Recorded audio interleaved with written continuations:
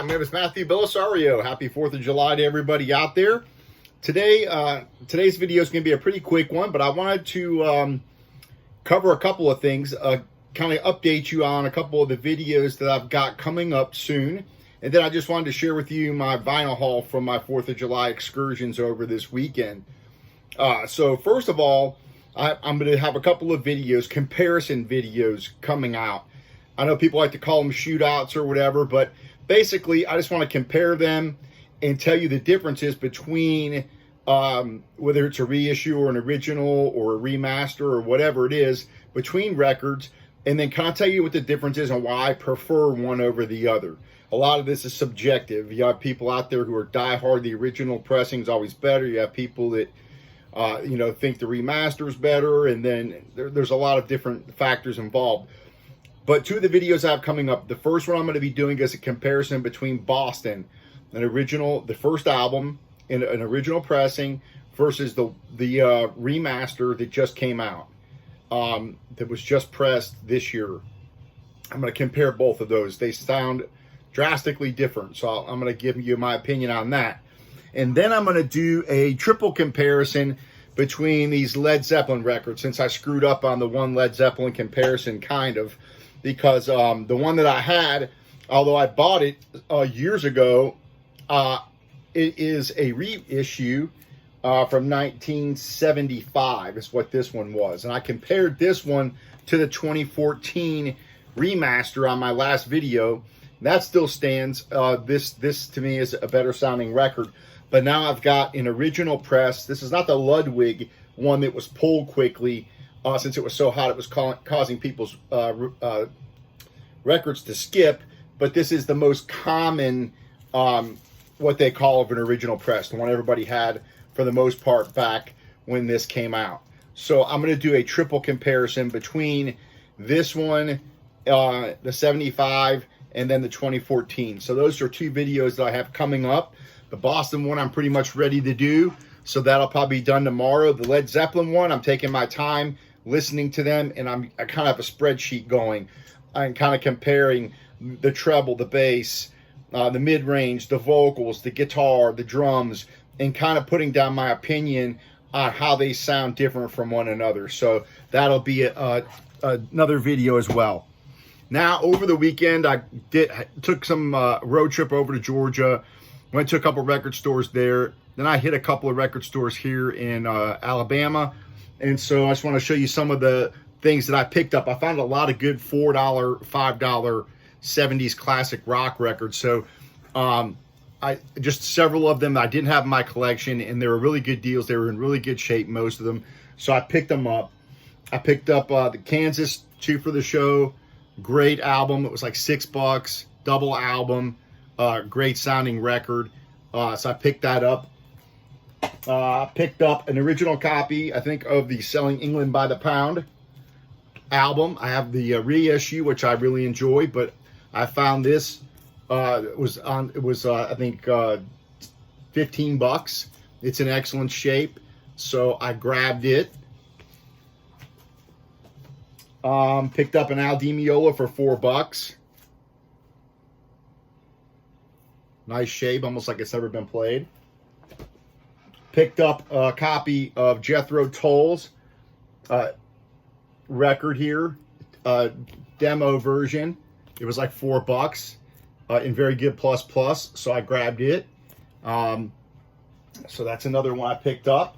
In the same deal was another one of War Child, again in pretty good shape, and I picked that up for like $4. Mott the Hoople, a few bucks. I picked this one up. I didn't have this one in my collection yet, so I picked up that. Picked up a few Nazareth records. They were all like $5, and they were in really good shape, like excellent shape. A couple of them, one of them I think was near mint on the records. So I picked up these guys here, and then I picked up Razzmatazz. Picked up those. So those were a pretty good deal there. I picked up a sealed version of BTO, this album, and I had actually never heard this record before, and I really enjoyed it. This record rocked. I was surprised. It was $5. It was sealed, and so I picked it up, and it's probably one of those records that's not very well known, but it rocks. I was impressed. In the mail, I got something that I'd ordered about a month ago, and it finally showed up, and that's The Mystery.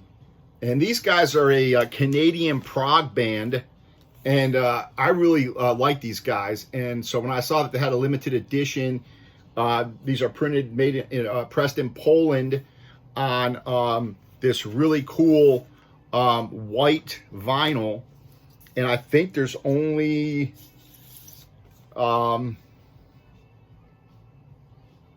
I believe there's only 200 of these made, 200 of these pressed, of the white vinyl, The Mystery album. It's a reissue, basically, of originally released in 2007, this album, but they finally put it out on vinyl, and it's that limited edition white vinyl, so I thought that was pretty cool. So that just came in the mail. Gatefold cover. And we're just a real good Canadian prog band. If you like progressive music, go online and go onto YouTube and just type in Mystery, and they've got some live videos, and they're really good. All right, back to the $4 records. Michael Schenker Group, picked this up. Pretty good album. Another one I haven't heard, but it was $4, and I don't really have any Michael Schenker in my collection, so this was one of the ones I picked up. I believe this is his first solo record. Picked up this Montrose album, Ronnie Montrose instrumental record. Listened to this today and enjoyed it. Pretty cool record. Another $4 deal and in great shape. Picked up Stray Cats, Built for Speed. Another $5 record. Really good shape. Played it today. Sounded awesome. $4. Just back to the old pop country. Juice Newton, Queen of Hearts, Angel of the Morning. Picked this up for $4, like brand new. Hardly never played. So added that to the collection. Kind of went and got some different things. This was a $3 record, almost like in perfect shape. This Patti Page record. Collection of her most famous songs. So something a little bit different there to listen to. Picked up a couple of Art Pepper albums for $6, almost like they'd never been played, and I'm still adding to my Art Pepper collection, picking up stuff that I don't have. Picked up both of these in just near mint shape, both of them. $6 each, I think I paid for those. Picked up a Bill Evans for $5, which I didn't have. Picked up Joe Walsh. I think this one was $5 in really good shape. I Can Play That Rock and Roll, Space Age Whiz Kids. Pretty cool album. I remember this, when it came out. Didn't have it, so I picked it up. Picked up another Travers album, $5. Hot Shot. Picked up some kind of weird stuff too. Stephen Foster favorites on the old Mississippi River there. Some of the old American classics, like brand new. I think that was like $3. Picked up the soundtrack since it was on sale for $15.